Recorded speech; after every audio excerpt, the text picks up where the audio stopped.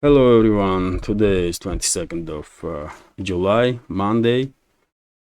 Now it's 9:30 in the morning, Moscow time. I'm Levan Gudadze, and in this program I have prepared for you news about progress of special military operation, about possible peace talks between Kiev and Moscow, Middle Eastern crisis, election process in US and some changes there, some somewhat significant changes. Also, NATO exercises on the NATO border, news from Georgia, news from Azerbaijan, very interesting news, by the way. In regards to French overseas territories, news from Serbia, and much more. Plus, my commentary on certain developments. Hopefully, you will find the update interesting and useful. And if you can, dear friends, while you are watching or listening to this program, if you can, please click that like button.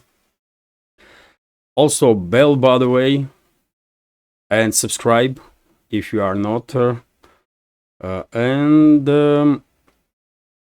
leave some commentary. This is the only way we can deal with this crazy algorithm of YouTube, especially, where my channel is in shadow ban almost constantly. But it is what it is. We have to deal with what we have. And before I start this program, dear friends, let me make several announcements. First of all, let me tell you that this week I may be guest on one big channel.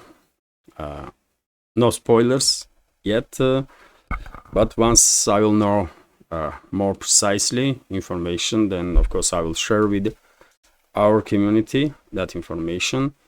Also, dear friends, now you can comment on my Telegram channel if you want to. Again, although please beware of scammers, and remember that I'm never ever DM'd anybody and will never do. I don't sell nothing on the internet. So if you see some dodgy comments, including from accounts that look like mine, knew straight away that's a scammer and fake account, and block straight away. And if you can, let me know so that I can take down those scammers. I hope Telegram worked out this issue, because it was a big issue on platform, these scammers, and I hope Telegram administration worked on this issue, and there will be no problems with it. But in any ways, please be active on Telegram, exchange opinions, but also be careful, because scammers are everywhere, unfortunately. Okay, that's another announcement. And yes, also, by the way, one more announcement. From this week, I will try to make second news updates in a live stream, during the live stream. So this week gonna be very busy for certain reasons. I will explain later on in a week. But today, I guess I will be able to make a live stream in the middle of the day, between 2 and 5 o'clock, in the middle of the day by local time, by Moscow time. And during these live streams, by the way, I will be focused on sharing additional news, and last 5 to 10 minutes I may devote to some comments or questions that I may receive through Patreon, Boosty, or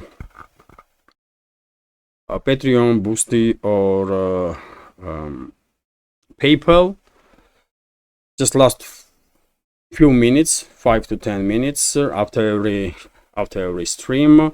So if you want to highlight certain topics during the stream to our community, of course I will read your comment on or question.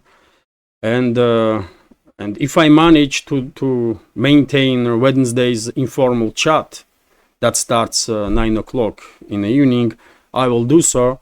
Although this week, by the way, I'm not going to be able to make Wednesday's live stream because, as I said, week is going to be very busy.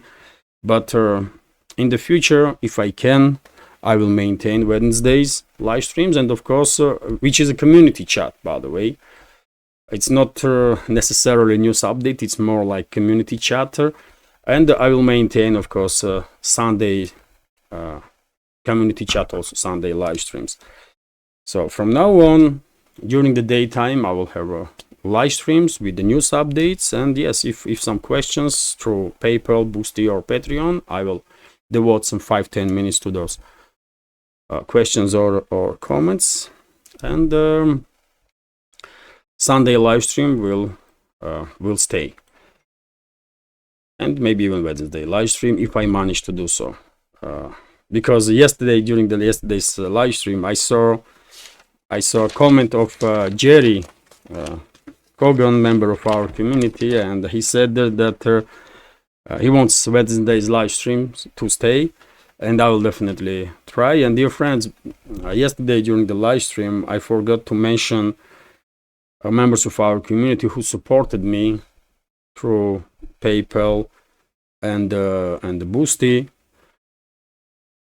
in between the live streams from yesterday to previous live streams. So let me mention members of our community who supported. So thank you, Klaus, thank you, Edward, Luke, Rene, Wayne, Carlos Gaspar, and Davis. Thank you all for your support. And of course, many thanks to all the members of our community who supported previously and continues to support my work on this project, which is completely subscriber funded, by the way. And of course, I will be immensely grateful if you also consider to support through PayPal, Boosty, or by subscribing to my Patreon page. Yesterday, no new members on Patreon community. Maybe today. Let's see. And let me notice that monthly subscription on Patreon starts from $5, by the way, so it's not really that much. So if you like my work, please consider to join our Patreon community. And yes, after these announcements, let's talk about the news now. Sorry for a long intro, but it happens time to time. So RIA Novosti's report here about statement of Russian Defense Ministry that settlement of Rozovka in LPR, Lugansk People's Republic, and settlement of Pischane in Kharkov region are now liberated and under full Russian control. Let me show you on the map. Yesterday I reported about Pischane, and later on in the late afternoon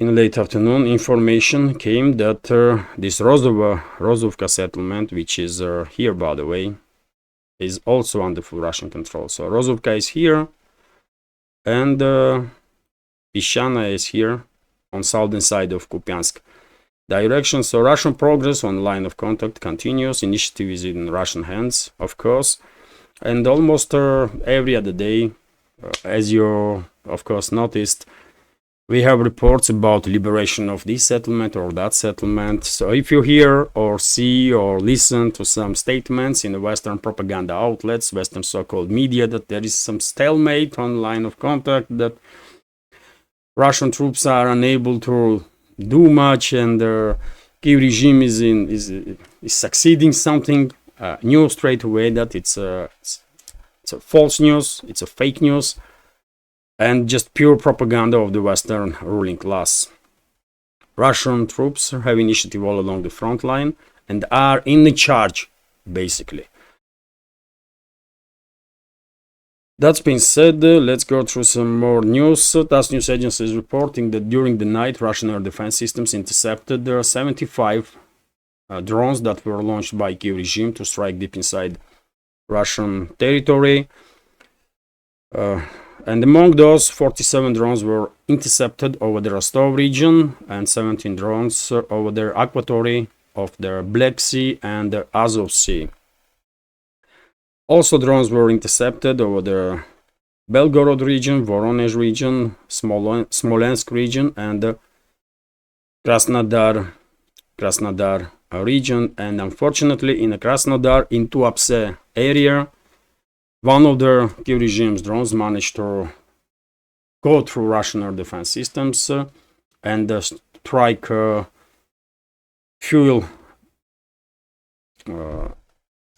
depot or oil refinery, and there was a fire on this in vicinity of this oil refinery. Although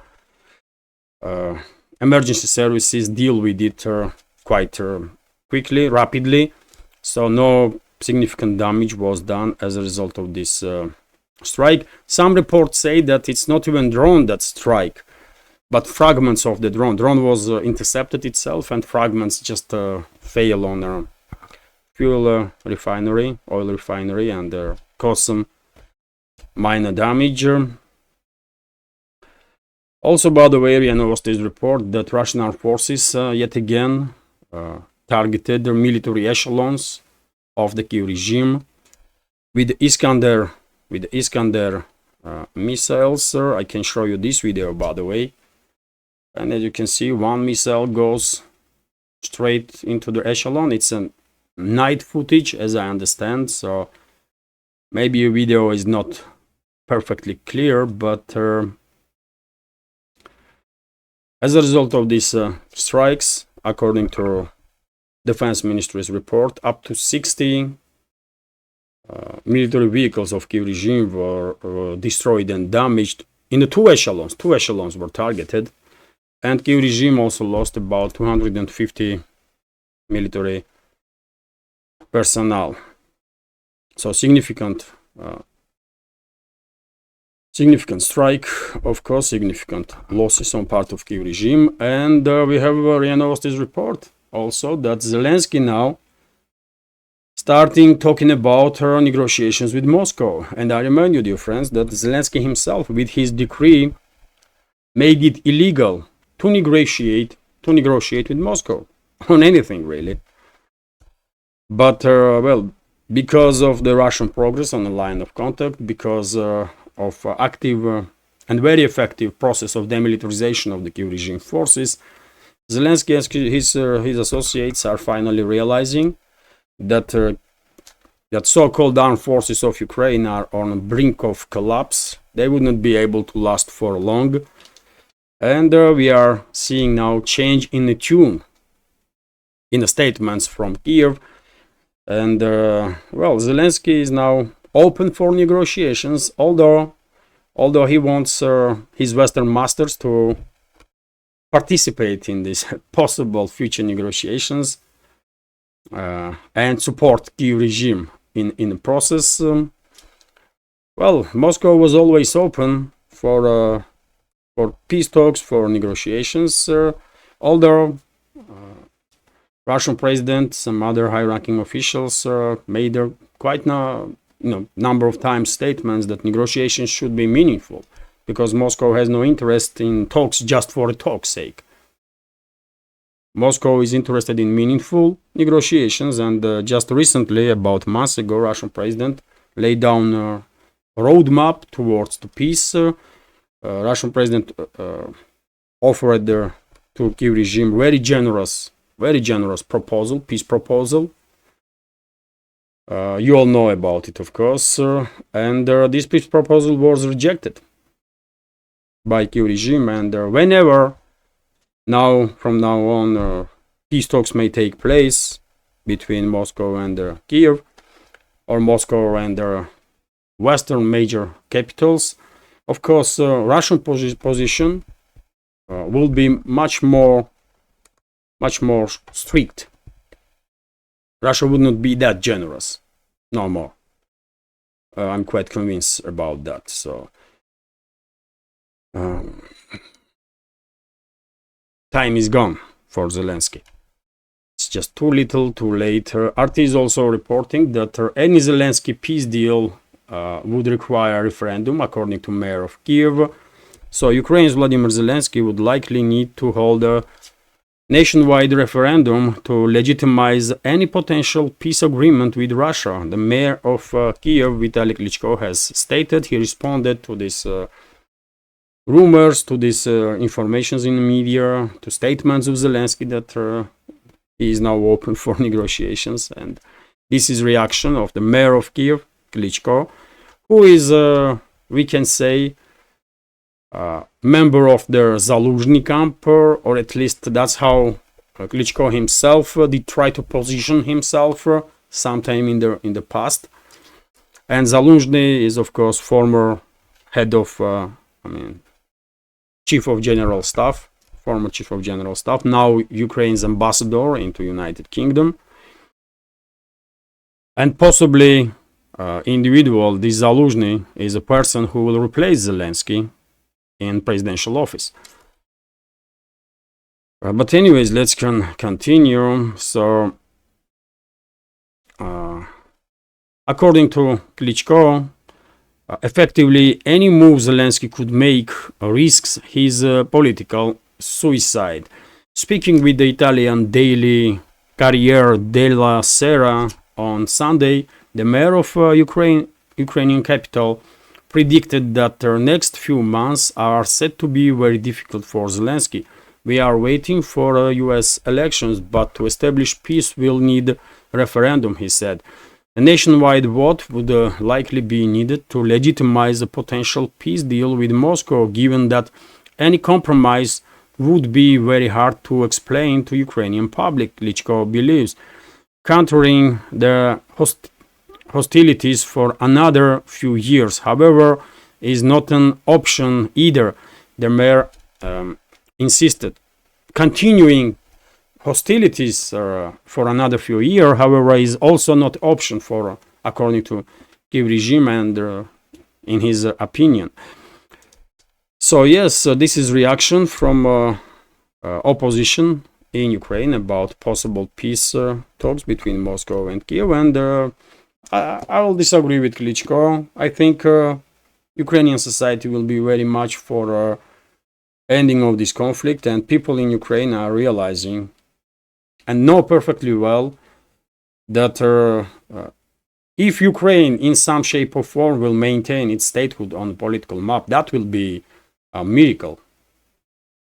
So people will have no issue if Kiev will recognize Russian sovereignty over the Crimea, because Crimea is Russian, obviously.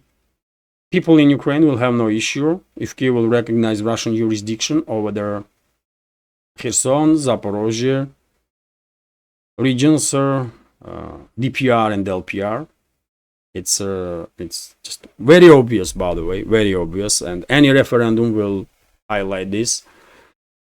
Only in Western Ukraine, where this nationalist movement, ultra-radical nationalist movement is strong, only in Western Ukraine, what results might be different, but in the rest of the Ukraine, people will support ending of hostility, even if Kiev will recognize Russian jurisdiction over the new Russian regions.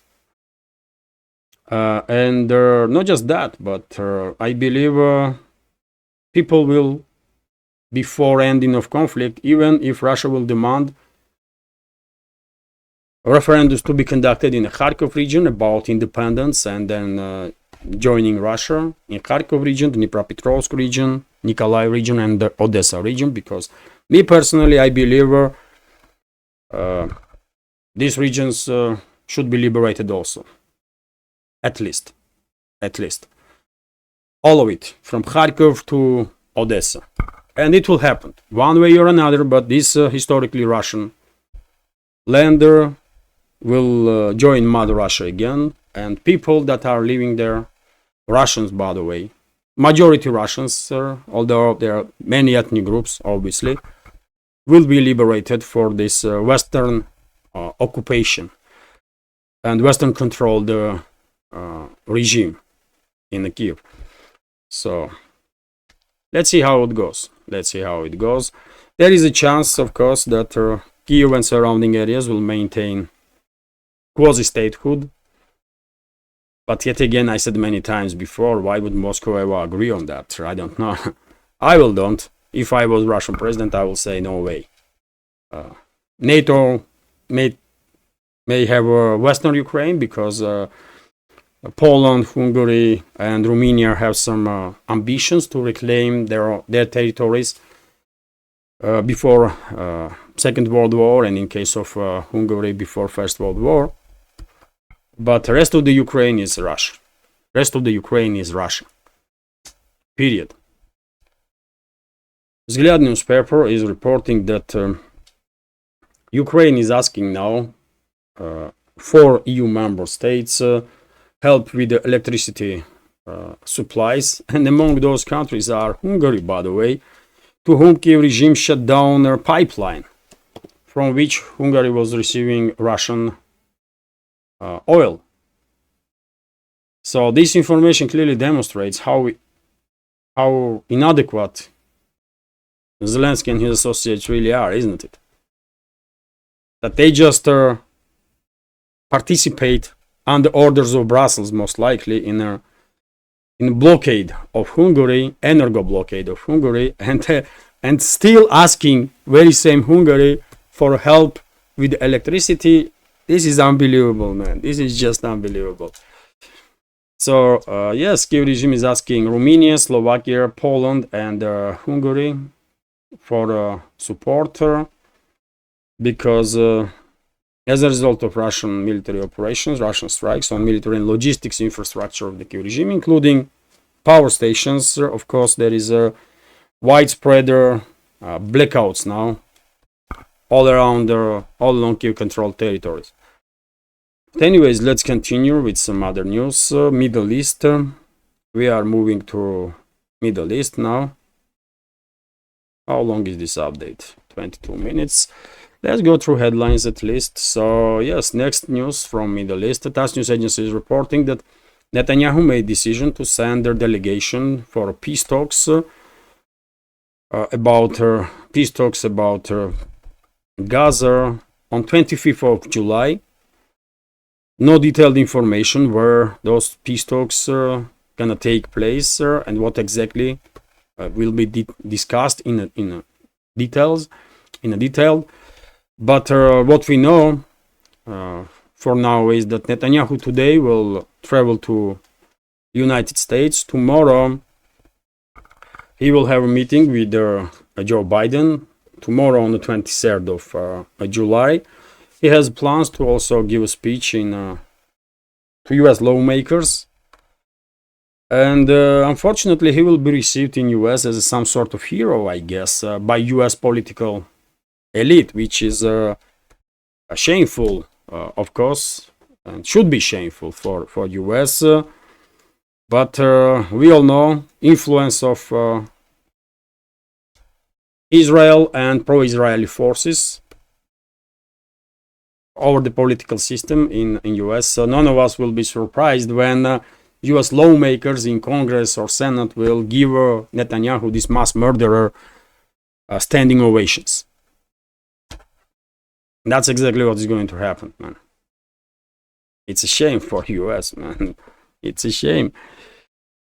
There was times when US was standing for, or at least that was in public domain, that US is standing for human rights and for liberties and so on. But right now, US is standing right next to mass murderers and the terrorists. It is what it is, man. And just mark my word, by the way, you will see US lawmakers will give standing ovations to Netanyahu, this mass murderer and terrorist. Kommersant newspaper is reporting that Tzahal, which is Israeli defense force, reported about death of head of military wing of Hamas, Mohammed Ad-Taif, Although, by the way, Hamas itself refusing rebooking this information, Hamas is stating that this person, this Muhammad al-Deif, is alive. I mean, this kind of stories are happening constantly during the conflict between Israel and Palestine, when IDF makes statements about neutralizing certain leaders of Hamas, and then those persons appear alive. Maybe it is the case in this particular situation also. Who knows? TASS news agency also reporting that US and United Kingdom conducted strikes on Yemeni provinces Hajj and Hadeidah. This happened after Israeli strikes, by the way. This happened after Israeli strikes.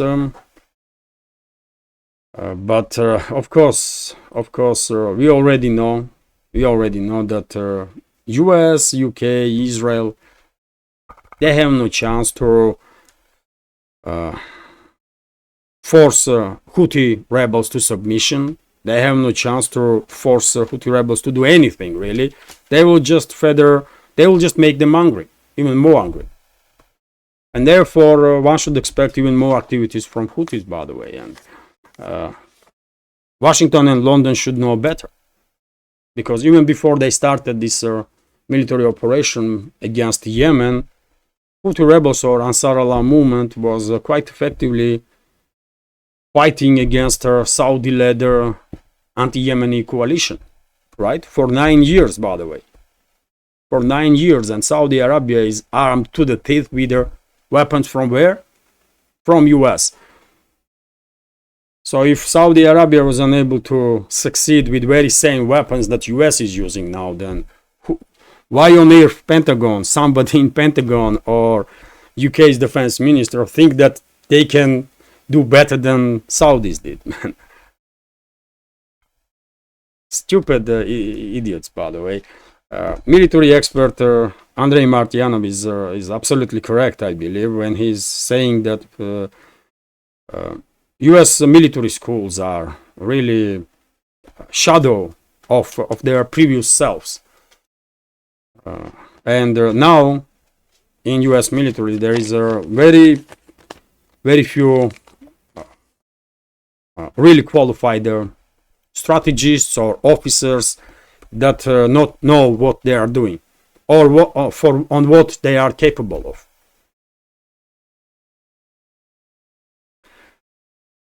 Anyways, let's continue.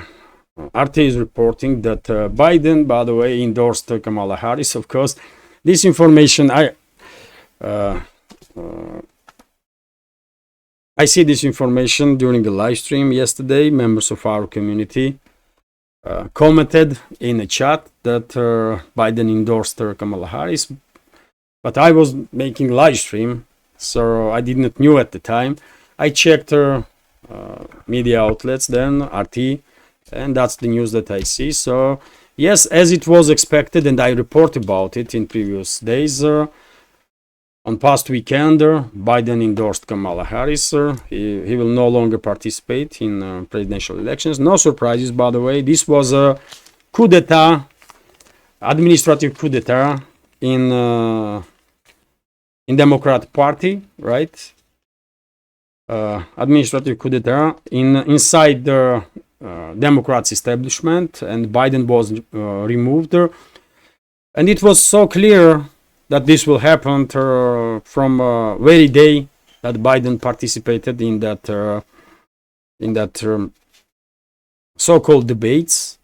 I was talking about such possibility even earlier than that, but after debates, of course, it is become absolutely clear that Biden was set up by Democrat establishment to fail, set up to fail, and they used, of course, that failed debates as a baseline to create this tsunami of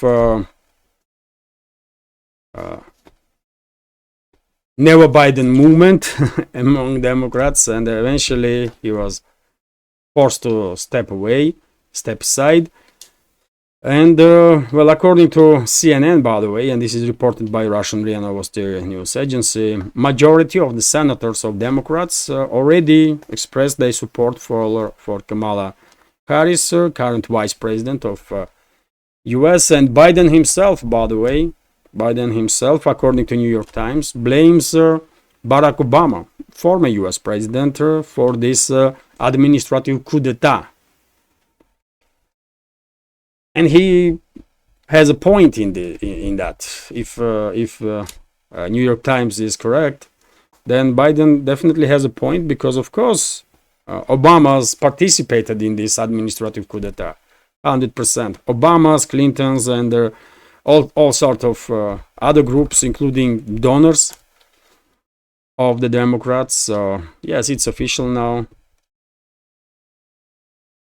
Biden not gonna run for presidency. Although, by the way, I see Mike Jones, House Speaker, once again commented on the issue and basically demanded Biden to resign, because if he is not fit to run for president, then how he is fit to continue work as president, right? This is once again just a political show, political moves from Jones. I don't think Biden will resign, but anything might happen, Who knows? Kommersant newspaper is also reporting that after recent assassination attempt of Trump, he will no longer make rally speeches outdoor, only indoor, which is understandable.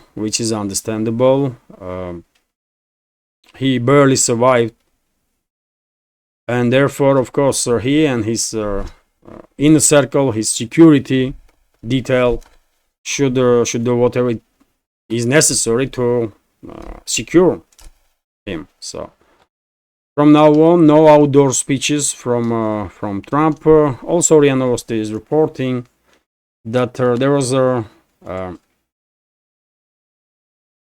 large-scale military exercises started in Finland, including on the border with Russia. Some 300 pieces of military equipment is used during these exercises. A few thousand military personnel, and also, by the way, yesterday, Russian interceptors, Russian fighter jets MiG-29 and MiG-31 intercepted US strategic bombers B-52s over the Barents Sea while they were exercising in launches of the missiles towards Russia. Russian fighter jets escorted these B-52s out of area of their control, and I shared on my Telegram, by the way, you can check I shared on my Telegram this photo of two B-52s next to each other that was made in Finland while they were flying above this new NATO member state. What can I say? NATO is an enemy of Russia, obviously, and therefore we know that they are preparing to do some harm to us, and we should prepare also to obliterate NATO if and when it's necessary. It's just simple as that. If Western ruling class wants war, then we should be ready for a war. We don't want it, clearly, but it's not only up to us, right?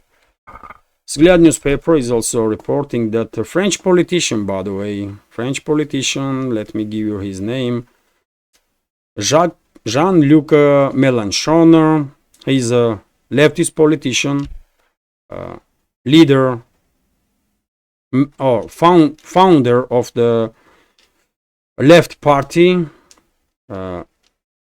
Unconquered France or something like that, Непокорившаяся France. Jean-Luc Mélenchon stated that if he was a president of France, and he said it in an interview with the Spanish País El País newspaper, if he was a president of France, he will withdraw republic from the NATO step by step, but eventually, which is quite interesting. I wonder how many people in France have a similar opinion. After all, France once left NATO, right? Many people may don't know, but there was a times when France was not a NATO member. But eventually, of course, Western ruling class, they drag France into this US controlled military bloc, anti-Russian military bloc, then anti-Soviet, now anti-Russian military bloc, and I don't think France will ever regain independence again. France will stay client state as a client state of the Washington and London. Just factual. It's just factual about it. Vzglyad newspaper is reporting that Georgian security services are now calling foreign interviews and conducting investigations in regards to citizens of Georgia that participate in Ukrainian conflict on side of Kiev regime in this so-called Georgian Legion. Let me translate enter this news, by the way, to be more precise, and share this news with you. So the State Security Service of Georgia is interviewing citizens who returned from Ukraine after participating in hostilities, yet again on behalf of Kiev regime. The Mtavari Archi television reported in Georgia, according to this TV station, the State Security Service summoned 2 more Georgian soldiers, Georgian mercenaries, by the way, who participated in a conflict on the side of Ukraine for questioning. It is clarified that the interrogations will take place in the case of attempted coup d'etat in Georgia, in which according to Georgia security services, members of this Georgian Legion were planning to participate also. I reported about it several months ago. It will be carried out in the presence of magistrate judge at the Tbilisi City Court, RIA Novosti reports. According to this TV station, recently a survey of another mercenary who participated in conflict, or interrogation of another mercenary who participated in the conflict in Ukraine, also took place. Earlier, the State Security Service of Georgia announced the preparation of their coup d'etat with the involvement of mercenaries fighting in Ukraine. So, Georgian government, Georgian security services are trying at least what they can to minimize risks to stability of Georgia and to safety and security of Georgian society. And let's hope they will succeed. And Washington and its allies would not be able to destabilize Georgia and to conduct regime change and then sacrifice this republic by using it as a kind of second front against Russia. And when it comes to Georgia, now one should expect some destabilization attempts, another wave of attempts to destabilize country in autumn, when parliamentary elections should take place in Georgia in October month. Also, by the way, interesting news from Azerbaijan, which is also Southern Caucasus Republic, neighbor of Georgia. And I'm gonna translate this information also, by the way. I'm gonna translate this news. Also, you may find it difficult to believe, but this is real news that Azerbaijani President Ilham Aliyev said that French overseas territories can count on Azerbaijani support in their struggle for independence from Paris. According to him, Baku is ready to support with all its resources the peoples who suffer from colonialism. We will support you with, and this is quote by the way, we will support you with all our resources to the best of our ability until you are free. You and millions like you must live freely on your land. Plan your future and defend your heritage, dignity and language, which they want to deprive you of. The Azerbaijani president said during their second Shusha Global Media Forum. His words were quoted by the Azertag agency. Aliyev noted that Baku is taking such measures in response to France's anti-Azerbaijani actions in the UN Security Council and the European Union. So yes, by the way, this is not a joke. Azerbaijan is promising all necessary support, and God knows what he means under this all necessary support, or all support that Azerbaijan can give to these French overseas territories. But Azerbaijan can do quite a lot, isn't it? Azerbaijan can support this movement for independence in the French overseas territories financially, and Azerbaijan also can support freedom fighters there with some other means also, politically, and with some other means also through third parties, maybe not directly, but through third parties, so that these groups will be well informed, well armed, well prepared to fight for their independence. So this is serious, by the way. Azerbaijan can do some significant damage to the French overseas interests, and Paris definitely is in no position to ignore statements from Baku or actions of the Baku, capital of Azerbaijan. Maybe French leadership did not yet realize, or French political class, that they are no longer major player on geopolitical map, but they are not. It's just factual. France is a client state of US, man. What we are talking about. And if people of France are not happy with it, if they want France to be independent player on geopolitical map again, then they should choose more wisely people that they are supporting. And during the elections or whatever, and people, they should be more wise in regards to people that they are delegating certain responsibilities to run the country, for example. Anyways, I will end this update on this news, by the way, from Serbia, that the president of this republic, Serbia, Aleksandar Vučić, will consider his staying in office if government of Serbia will impose the sanctions on Russia under Western pressure. And because president of Serbia is making this statement, most likely sometime in the future, Serbia, unfortunately, Serbian government most likely will impose sanctions on Russia. Serbia will probably join this anti-Russian sanction war, which is unfortunate, by the way, but we all understand Western ruling class has a heavy grip on Serbia's political class, majority at least of the Serbia's political class, and eventually they will force Belgrade to do whatever they are ordered if nothing changes. If Serbian society will do something about it and support independent politicians that are not assets of the Western secret services, then the situation may change. But right now, Serbian government is